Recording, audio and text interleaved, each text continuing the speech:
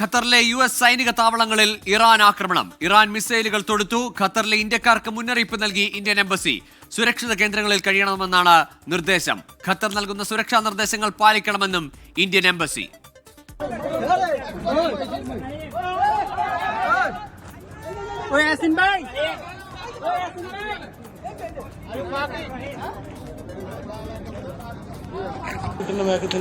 ഇതിന് വേറൊരു പീസ് അങ്ങോട്ട് പോയിരുന്നല്ലോ വാർത്ത അതായിരുന്നു ഇത് വന്ന് ഇത് വേണക്കള ഇവിടെ ചെർക്ക് ചെയ്തിട്ടുണ്ടാവുക നമ്മളെ ബിൽഡിംഗ് ചെർക്ക് ചെയ്തിട്ട് ഈ സാധനം വീണപ്പോ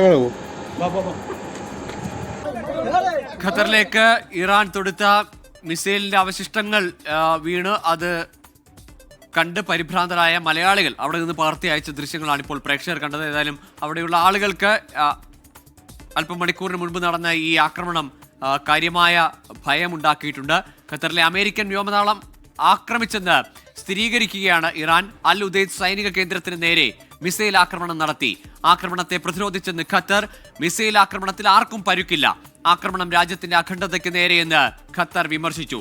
PP ജെയിംസ് ഇന്റർനാഷണൽ ന്യൂസ് ഡെസ്കിൽ നിന്ന് ഒപ്പം അൻവർ പാലേരി ദോഹയിൽ നിന്നും തത്സമയം ചേരും. ആദ്യം PP ജെയിംസിലേക്ക്. PP ജെയിംസ്, ഇപ്പോൾ ഈ അപ്രതീക്ഷിതമായ ഒരു ആക്രമണം ഇറാന്റെ ഭാഗത്തു നിന്നുണ്ടായിരിക്കുന്നു എന്ന തരത്തിലാണ് പ്രതികരണങ്ങൾ വരുന്നത്.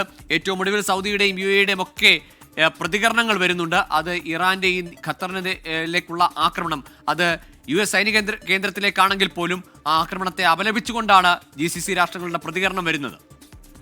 തീർച്ചയായിട്ടും ഇതില് ഖത്തറിനെ സംബന്ധിച്ചിടത്തോളം ലോകത്ത് ഡിപ്ലോമസിയിൽ ഏറ്റവും മുന്നിൽ നിൽക്കുന്ന ഒരു രാജ്യമാണ് ഖത്തർ. അവിടുത്തെ ഷെയ്ഖ് അൽത്താനി എന്ന് പറയുന്നത് വലിയ രീതിയിൽ അമേരിക്കയുമായും അവിടുത്തെ ഈ ഗൾഫിലെ രാജ്യങ്ങളുമായിട്ട് ഒരുമിച്ച് കൊണ്ടുപോകാൻ കഴിവുള്ള ആളാണ്.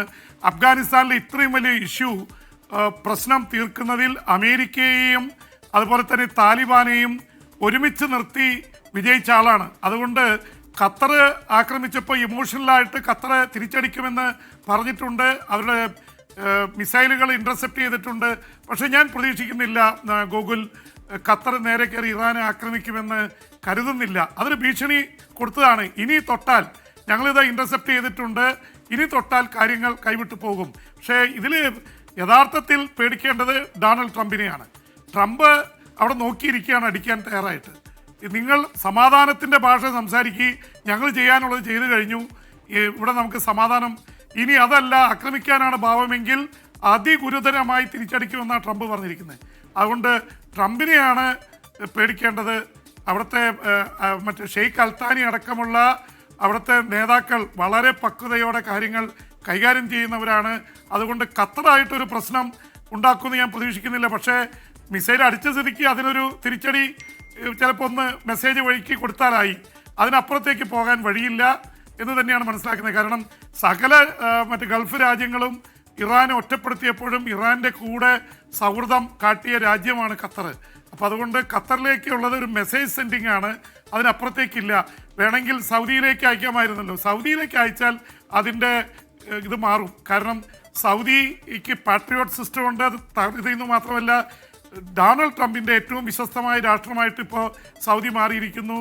ഇസ്രായേലായിട്ടുള്ള ബന്ധത്തിൻ്റെ പേരിലാണ് സൗദി ആക്രമിക്കപ്പെട്ടതെന്നുള്ള ആരോപണം വരും. അതുകൊണ്ട് സൗദിയെ തൊടാൻ ഇപ്പോൾ ഇറാൻ തയ്യാറായി എന്ന് വരില്ല. UAEയിലേക്കും അയക്കാൻ വഴിയില്ല. പക്ഷെ ബഹ്റിനിലെ അമേരിക്കൻ താവളം ആക്രമിക്കും എന്ന് വളരെ വ്യക്തമായിട്ട് അവർ പറയുന്നുണ്ട്. അതുകൊണ്ട് തന്നെയാണ് ബഹ്റിൻ ഓൺലൈൻ ആയിട്ട് ക്ലാസ്സുകൾ എടുക്കുകയും സ്കൂളുകൾക്ക് മുടക്ക് കൊടുക്കുകയും ഒക്കെ ചെയ്തത്. എന്ന് മാത്രമല്ല, ബഹ്റിനിലെ അമേരിക്കൻ താവളത്തിൽ നിന്ന് മുഴുവൻ ആൾക്കാരെ ഒഴിപ്പിച്ചിരിക്കുന്നു. ഗൾഫിലുള്ള അമേരിക്കൻ എംബസിയിലെ ഇവർക്കൊക്കെ വലിയ സുരക്ഷാ സന്നാഹം ഉണ്ടാക്കിയിട്ടുണ്ട്. അവിടെ നിന്ന് അമേരിക്കൻ പൗരന്മാരോട് മാറിപ്പോകാൻ പറഞ്ഞിട്ടുണ്ട്. അതുകൊണ്ട് അമേരിക്ക വലിയ കോഷ്യനാണ്, വലിയ കരുതലാണ് എടുക്കുന്നത്. കാരണം കൈവിട്ട കളിക്ക് തയ്യാറായിരിക്കുകയാണ് ഇറാൻ. ഗൂഗിൾ